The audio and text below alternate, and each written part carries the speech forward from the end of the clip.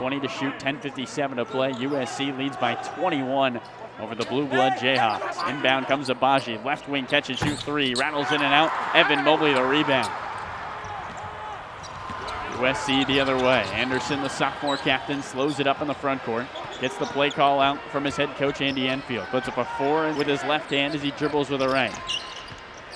Waits for a screen from Evan Mobley. Turns the corner down the right alley. Underneath the rim, still dribbling. Dribbles through traffic. Right-handed floater, no. Offensive rebound. Goodwin goes back up and a foul on the ground.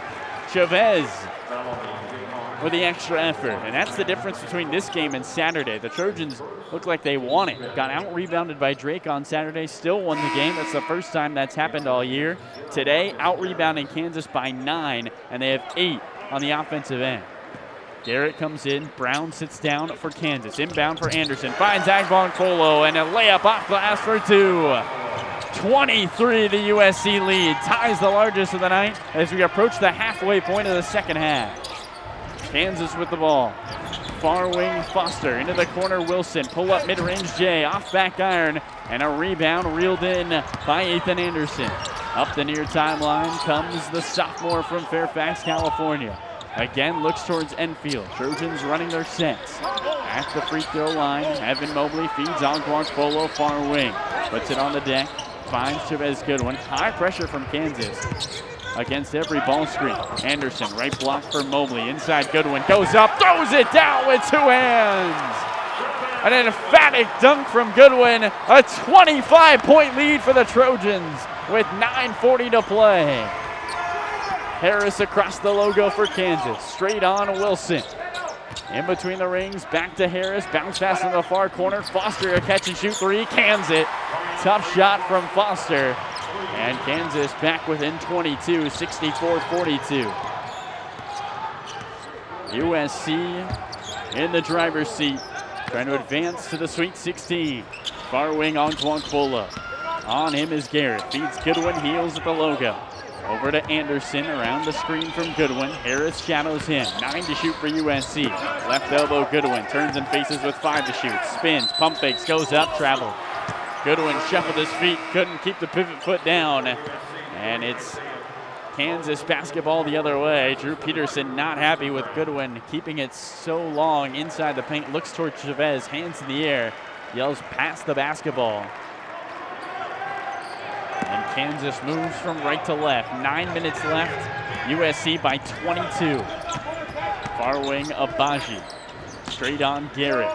Back to Abaji. Looks for Foster again. Another right corner 3. And this time off the back heel. Isaiah Mobley a rebound. He has been the man of the tournament for USC. Trojans with the ball, attacking the hoop to our right.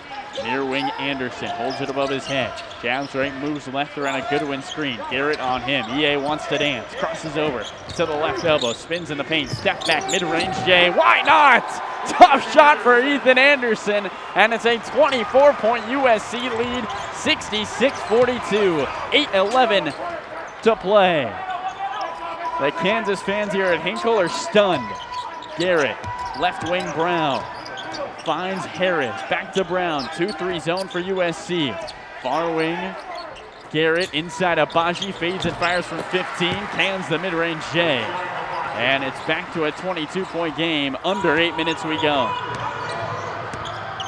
Anderson near wing, rocking the all black tights, bent over at the waist, left-handed dribble. Agbonkolo at the logo.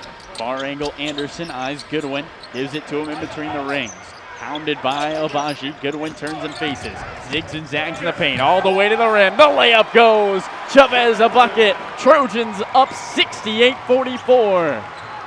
7.5 minutes to play. McCormick across the timeline. Far wing Abaji. Left angle finds Brown. Back to Abaji, over to Brown. USC high pressure zone. Brown pump fakes a straight on 3. Drives inside, kicks out Abaji. Right corner 3 in front of his bench. No. Rebound, pinballs around. Foster comes up with it. His putback doesn't go. And Peterson the rebound for USC. Trojans can grab their largest lead of the night with a bucket here. Agbonkolo, far corner 3. Nylon! Timeout, Bill Self. 71-44. USC by 27 with 6:52 to play.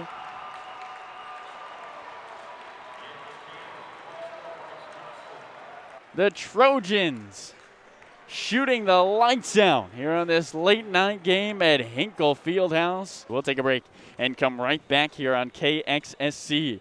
All Trojans and then some with 6:52 to play.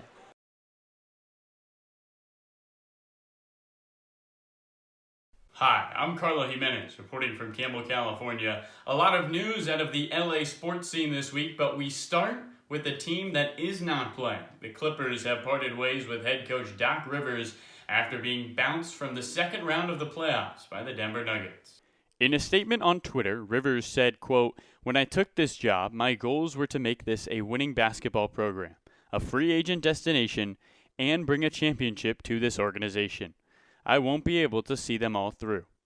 Rivers closes his Clippers chapter as the most successful coach in the team's history, reaching the playoffs 6 times in 7 years, a feat that only happened 9 times in the previous 43 years of the franchise. Rivers is also the 4th black head coach let go this season, leaving only Cleveland's J.B. Bickerstaff, Detroit's Dwayne Casey, Phoenix's Monty Williams, and Atlanta's Lloyd Pierce as the remaining black head coaches in the NBA. Rachel Grode is out this week breaking down defenses with the USC football team, but we'll still catch you up on 2 LA teams gearing up for the playoffs. We start at the Diamond, where the Dodgers came into the game with a league-best 116 home runs as a ball club and added 2 more by the way of A.J. Pollock as he blasts his second home run of the game over the center field wall. The Freeway Series was one-way traffic as the Dodgers swept the Angels and finished with the best record in baseball. They will face the Milwaukee Brewers to open up the Wild Card Series on Wednesday. From Disneyland to Disney World, the Lakers advanced to the NBA Finals as they took Game 5 over the Denver Nuggets on Saturday. LeBron James was on a mission, finishing with 38 points, 16 rebounds, and 10 assists. The message he gave after the game was one Laker fans have heard before. Well, for me personally, the job is not done, but it's great to hit moments throughout the course of a journey and appreciate that. And this is all part of the process, but the job is not done for me personally. Still waiting for a big smile out of you. You're up 2-0. What's the story? Are you not happy, or you're only half happy, or? Still to be happy about. You're up 2-0. Job's not finished. Job finished? I don't think so. Okay. That's all we have for sports. Let's toss it to our news anchors.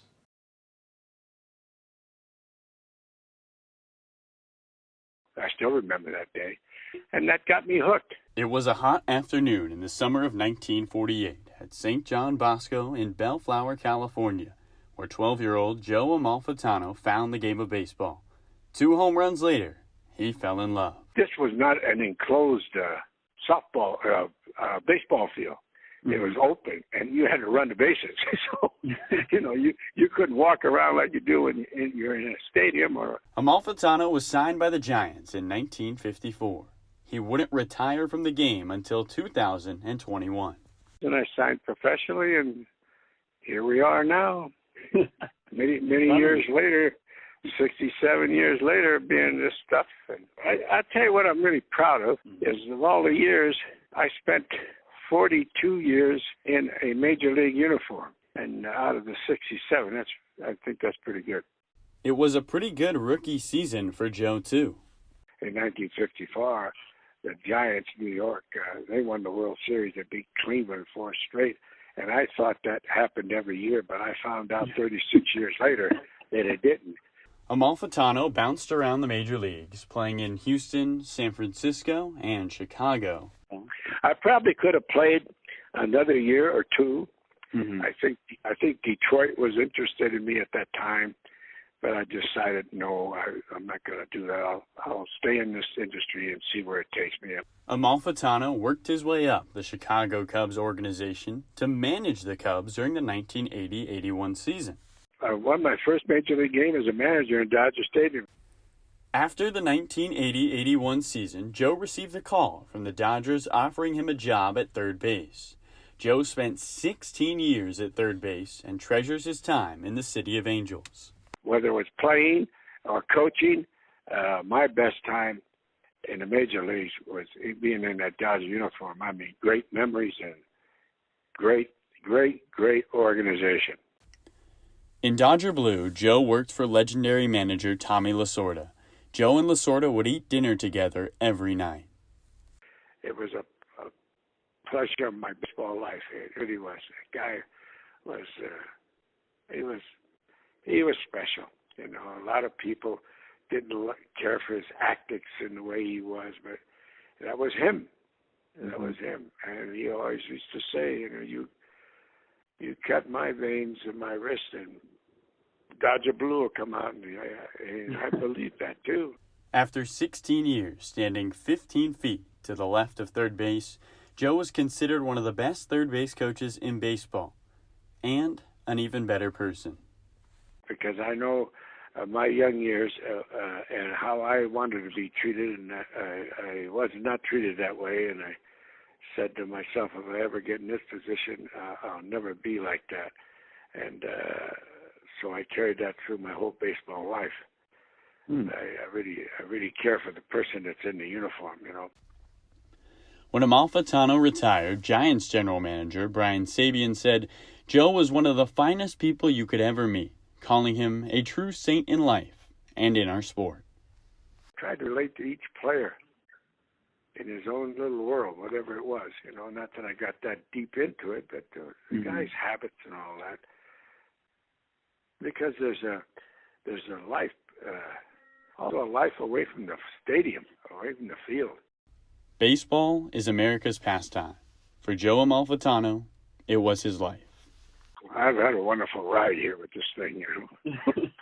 That uniform has been good to you, huh? Yeah. Oh, yeah. Baseball's been very good to me. I know that, yes.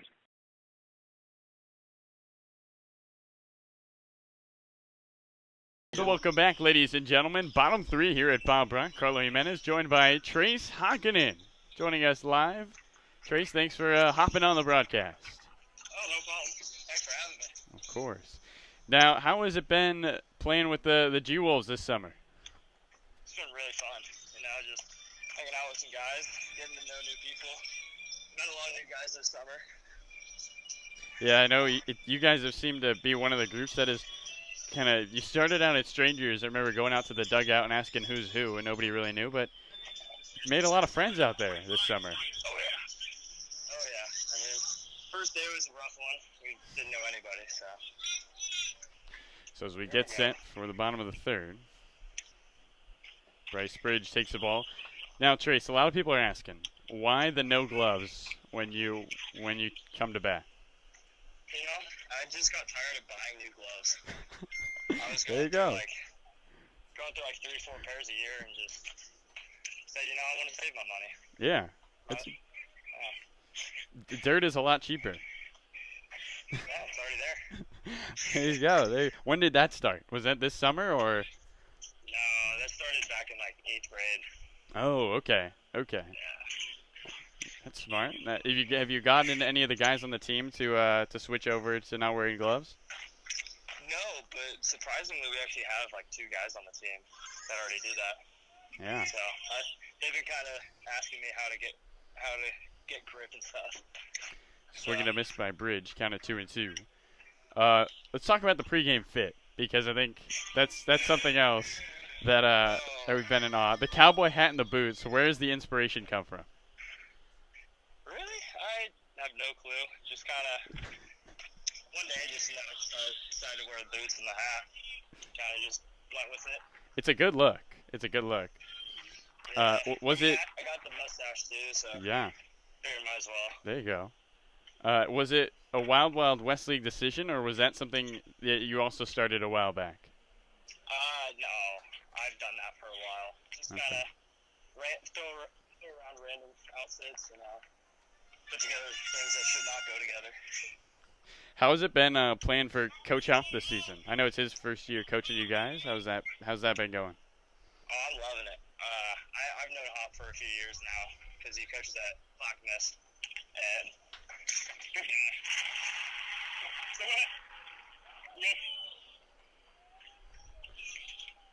The Bridge reaches on the air. Anything you've learned about Coach Hoff over this summer that you didn't know before?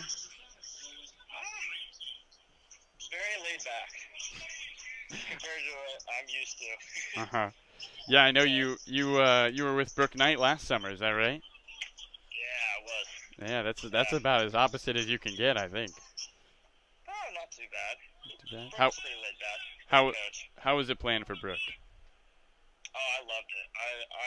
I'm very thankful I got to play there. Do you ever talk with the guys who you played with last year when you go up against the Knights? Oh yeah. Every time I see him, we always say hi and talk to each other. Now, you guys had TJ Perneda on the mound a couple days ago. Oh yeah. Did you get a chance to talk to TJ at all? I did actually. I got to talk to him after the game a little bit. Nice. I asked him why he does that. Yeah, we were wondering when you have a chance if you could give us a little imitation of the windup. I guess I could. Maybe. A little bit. Maybe a little bit. But maybe a little one. Here's the 2-0 on its way to Ramsey. And runner goes, check swing. The throw is way wide. And so into third goes Bridge. Now, earlier this summer, our GM Ross Campbell gave you a water balloon, and you threw it and it didn't pop. Was the arm hurting that day? What happened? No, they gave me a normal sized balloon for water. That was not me. That was not Ross. All right. Even our catcher agreed because he got me later that day. There you go. We saw Ross taking some grounders at second. Do you think he's got what it takes to put on a Grey Wolves uni? Oh, of course. He's looking good over there. I'm excited for him to get an inning in with us this week. Yeah, we got to make it happen. Yeah, he's been talking to me all day about that. Ross loves to talk about his baseball skills. Love it. So we kind of talked about it off the air, but you're playing third today instead of the usual first. How's that been, and how are things going down there down the third baseline? You know, nothing yet. Thankful, but hopefully when it does come my way, I'm paying attention and ready for it. There you go. But playing third base is a little different than playing first. I haven't done it a little bit, but feeling good, loving it, having fun.